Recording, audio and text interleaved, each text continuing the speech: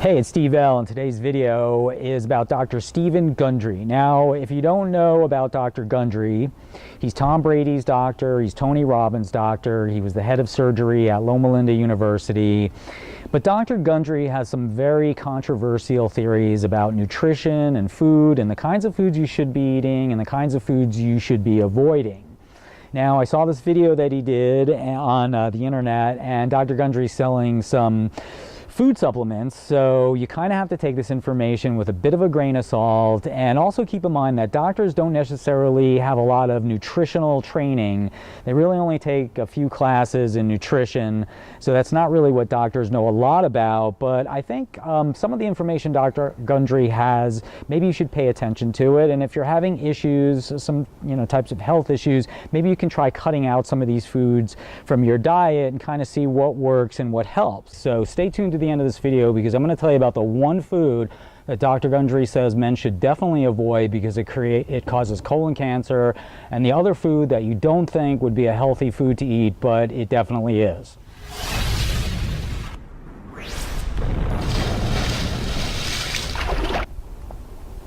Okay, so Dr. Gundry has this video that I saw on the internet, and it's all about how the majority of your immune system is located in your gut, located in your digestive tract.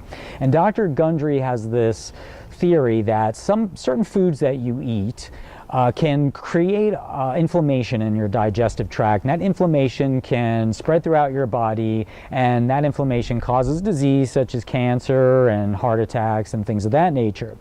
So Dr. Gundry recommends that you avoid certain foods to kind of help with that bacteria. There's good bacteria and there's bad bacteria in your digestive system, and Dr. Gundry says that certain foods help the good bacteria, and other foods can kind of help foster bad bacteria.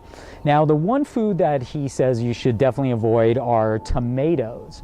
And he says that tomatoes have this chemical in their skin called lectins. And lectins are this chemical that tomatoes create that it makes the skin of the tomato taste not so good. So this way tomatoes are not being eaten. So these lectins are plant proteins that are designed to make the skins of these fruits and vegetables taste not so great. And it's kind of like a defense mechanism that tomatoes have created for themselves, and other fruits and vegetables as well have this. So Dr. Gundry says that you should avoid the category of vegetables called nightshades, and those are red, green, yellow bell peppers, potatoes, and eggplant. Eggplant is also a vegetable that contains a lot of lectins, and he says you should definitely avoid these vegetables. The vegetables Dr. Gundry recommends that you should eat are like green leafy vegetables like cauliflower, broccoli, kale, spinach. Those are really healthy vegetables that will help foster good bacteria in your digestive system, and they're very easy to digest, so they won't cause a lot of inflammation. Dr. Gundry also says that a lot of these lectins can also be found in brown breads and in grains, so he definitely suggests you avoid eating those as well. Dr. Gundry also mentions legumes, which are beans and peas, split peas, things of that nature. And legumes, he says, also contain a lot of lectins, and you should avoid eating them. Now, this is where things really start to get a little controversial, because studies have shown that people who live long, healthy lives tend to consume a lot of legumes, and other studies have shown that legumes can help prevent cancer and other diseases as well. But Dr. Gundry says avoid them, so this is where you kind of have to do some experimentation. Maybe try cutting them out of your diet for a little period of time and seeing how you feel, or adding them back in slowly and seeing if there's any difference in the way you feel. But look, I'm not going to stop eating everything Dr. Gundry says not to eat. I think certain things, I'll probably eat a little less of, and other things, I'm probably still eat. But this is where, his theories become controversial, and you've got to just do a little more research on your own and kind of see where things kind of, land. Now, the most shocking thing I found that Dr. Gundry was talking about was, he said that men should definitely avoid eating peanuts, that peanuts are the cause of colon cancer. So I was eating a lot of peanut butter and I was having some digestive issues, so I've completely stopped eating peanut butter. And Dr. Gundry says if you have a choice between peanuts or almonds, that you should definitely go with the almonds. But if you're going to eat nuts at all, Dr. Gundry suggests eating macadamia nuts, pine nuts, or hazelnuts. Those are a lot healthier for you and a lot easier to digest. And the one nut that I think is a really, really healthy nut you can eat that Dr. Gundry doesn't have any issues with are walnuts. Walnuts are loaded with antioxidants. They're like a superfood for your brain, and they contribute to good heart health. And walnuts also have a lot of omega-3 and omega-6 fatty acids, which are also good for circulation and can help your brain work a lot better too. And walnuts are also loaded with a lot of minerals like copper and magnesium and zinc. Just a lot of really good healthy nutrients for your body. Now, the one thing I would suggest is that, just as a general note, all the foods you're eating should be organic. I know organic foods can be a little more expensive, but I'd rather pay a little more money now to save a little more money in the long run and live a lot longer, healthy life. Now, Dr. Gundry is also a big believer in eating certain kinds of fish. One fish that seems to be one of the healthiest fish you can eat is salmon, and salmon has a lot of omega-3 fatty acids as well, and salmon's really good for your skin, it's really good for your heart, it's really good for your digestion, and it's a really, really nutritious food to eat. And I think, everything I've read about salmon kind of makes it sound like a bit of a superfood. So if you're into eating fish and you enjoy salmon, I would definitely recommend trying to work salmon into your diet maybe once or twice a week. So some other fish that are good for you are like halibut or Pacific red snapper. You can even eat albacore tuna packed in spring water. That's a really healthy fish too, and it's not too expensive. Halibut and snapper can be a bit expensive, but those are really delicious. And Dr. Gundry says you should probably avoid eating red meat.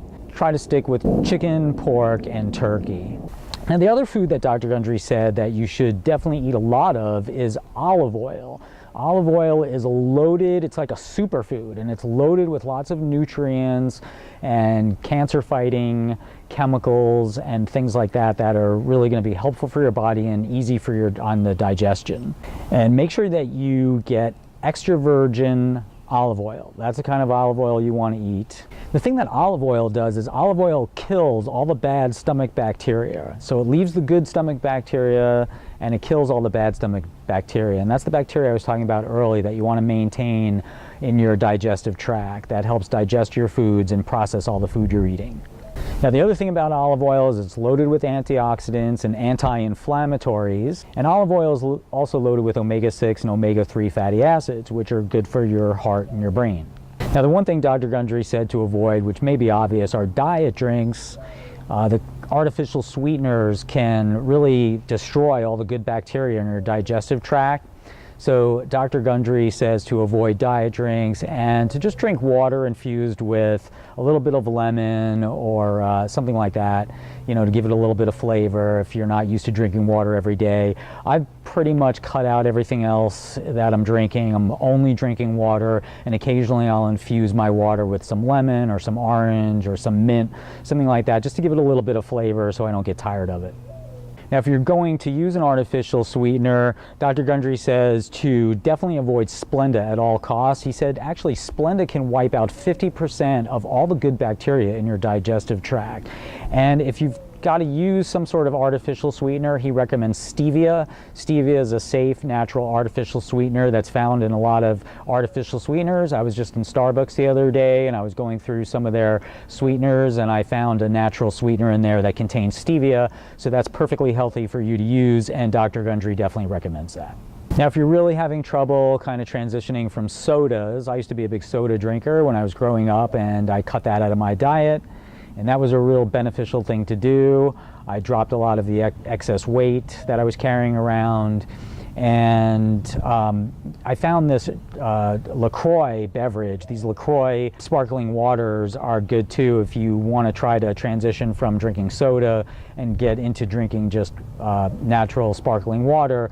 LaCroix are a really good beverage to try to use for that transition. Now, the one food that was surprising that Dr. Gundry highly recommends is dark chocolate. Now, he says that it should be at least 70% cocoa, but dark chocolate has some amazing heart health benefits and a lot of other health benefits, and it's something that he says that you can eat every day and not be worried about eating chocolate or eating sweets. Dr. Gundry says that dark chocolate is loaded with antioxidants, and that's good for heart and brain health. So I hope you enjoyed this video and you found it helpful. I'm going to be doing more videos on food and nutrition and healthy living and healthy eating, so stay tuned for more videos on the site. If you have any questions, hit me up here. Please like and share all of our media. I'm Steve L, and I'll talk to you soon.